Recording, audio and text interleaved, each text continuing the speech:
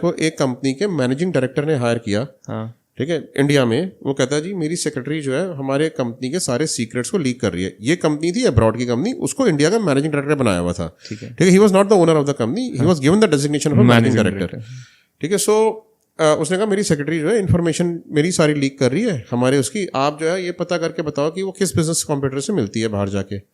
हमने उसी सेक्रेटरी को फॉलो करना शुरू किया कि भाई वो किस बिजनेस कॉम्पिटिटर से मिलती है। नॉर्मल कोर्स था, उसने हमारा फॉर्म भी भरा, अपना आइडेंटिटी प्रूफ भी दिया और अपनी कंपनी से पेमेंट भी करी हमारे को, ठीक है। तो हमें तो लेजिटिमेट पर्पज ही लगा उसका।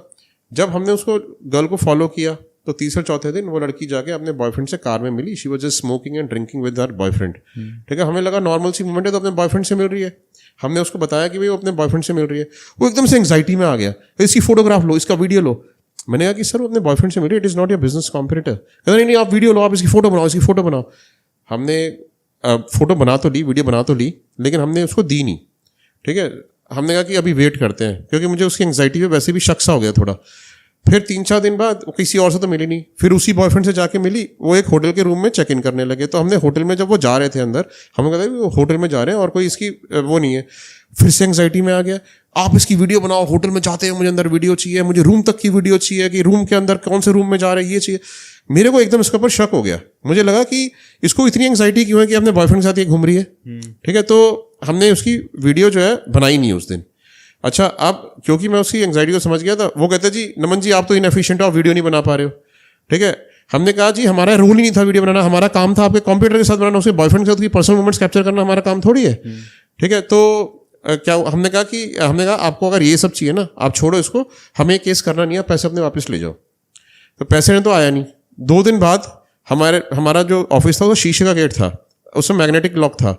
उसको जो है ना अपने 2 गनमैन के साथ आया हमारे ऑफिस में, हमारे जोर जोर से खींच के उसको जो है ना मैग्नेटिक जो डोर था उसको एकदम से ब्रेक ओपन किया। उसने अंदर आ गया, अंदर आके किसी स्टाफ से बात नहीं करी, कुछ नहीं करी, सीधा मेरे कैबिन में आ गया। अच्छा, मेरा कैबिन जो है मैंने उसको कैमरे में देख लिया कि दैट ही इज कमिंग। मैंने कहा चल कोई बात नहीं, he will discuss something, he may be अपनी पेमेंट लेने आया होगा। मैंने अपना कैबिन का डोर खोल दिया, अंदर आके बैठ गया अपने 2 गनमैन्स के साथ। अंदर आके बैठ के उसने जो है पहले तो गेट में मैग्नेटिक डोर था, मेरे गेट में कोई ऐसे एंट्री करता नहीं है, मेरा कैबिन काफ़ी बड़ा कैबिन है और साउंड प्रूफ कैबिन है, उससे आवाज़ें बाहर नहीं जाती। अंदर आके गन निकाल के मुझे गन पॉइंट पे कैप्टिव बना लिया, और कैप्टिव बना के मुझे कहता है कि मुझे वीडियो चाहिए जो आपने बनाई है, ठीक है। मैंने कहा है ही नहीं मेरे पास, मैंने कोई वीडियो ही नहीं बनाई, ठीक है। कहता नहीं आपने वीडियो बनाई है, आप मुझसे झूठ बोल रहे हो, ठीक है। मेरा सारा ऑफिस तहस नहस कर दिया, ड्रॉस खोल के देखने लगा, सारे एक पेन ड्राइव लगा के देखने लगा, मेरे को गन पॉइंट पे लिया हुआ उसे गनमैन ने, सारे मेमोरी कार्ड देखने लगा, टेलीविजन देखने लगा, सारा ऑफिस तहस नहस कर दिया, वो वीडियो सिर्फ गेन करने के लिए।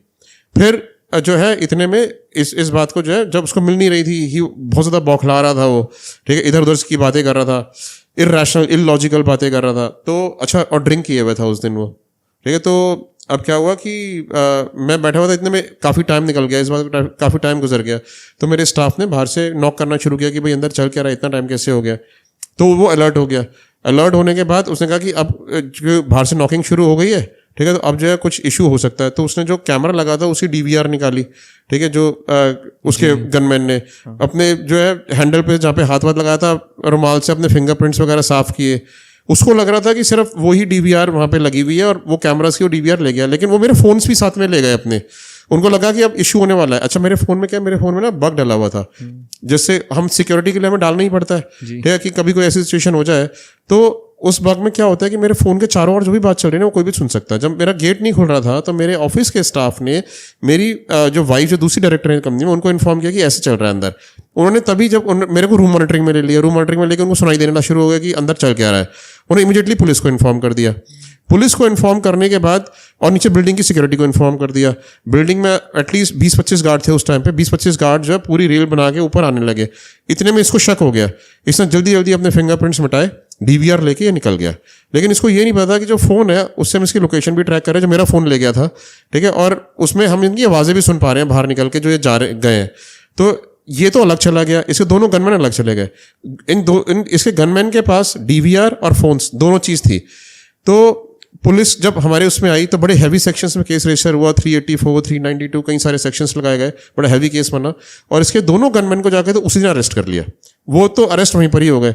वहाँ का जो सिटी पुलिस कमिश्नर था उसने भी जो है बुलाया उनको, वो किया, उन्हें एडमिट भी कर लिया कि हाँ जी हमसे गलती हुई है, ठीक है, और हमारी उनको तो उसने जेल भेज दिया। ये भाग गया वहाँ से। फिर ये अंडरग्राउंड हो गया, ये कई दिनों तक नहीं मिल रहा था। इससे कई बार पुलिस से घर पे जाके छापे भी मारे, सब कुछ किया। फिर इसकी वाइफ आई मेरे से मिलने। फिर इसकी जब वाइफ मेरे से मिलने आई तो हाथ पैर जोड़ने लगी और कहने लगी सर माफ़ कर दो, गलती हो गई, ये हो गया, वो हो गया, प्लीज़ लीव इट। जो किसी अच्छे पोजीशन पे कोर्ट में, सुप्रीम कोर्ट के, ठीक है, एक लॉयर थे, ठीक है, उनका फ़ोन मेरे पास आया कि सर आप बिजनेसमैन हो, छोड़ो इस बात को, ठीक है, दुश्मनी करने का कोई फ़ायदा नहीं है।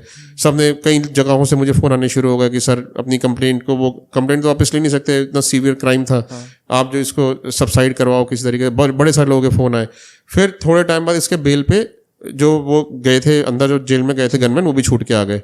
तो वो आके मिले मुझसे, उन्होंने कहा कि सर आपको क्या बताएं, ये आदमी ना एक नंबर करप्ट है, और जब हमें लेके आया था ना आपके पास, हमें नहीं पता था ये क्या करवाने वाला है हमसे। हम तो उसके एम्प्लॉइज थे, हमें वो करना पड़ा जो इसने कहा, ठीक है, लेकिन इसका ना उस लड़की के साथ अफेयर चल रहा था, इसलिए इसको ज्यादा मिर्ची लग रही थी, और ये वही इन्फॉर्मेशन निकलवाना चाहता था।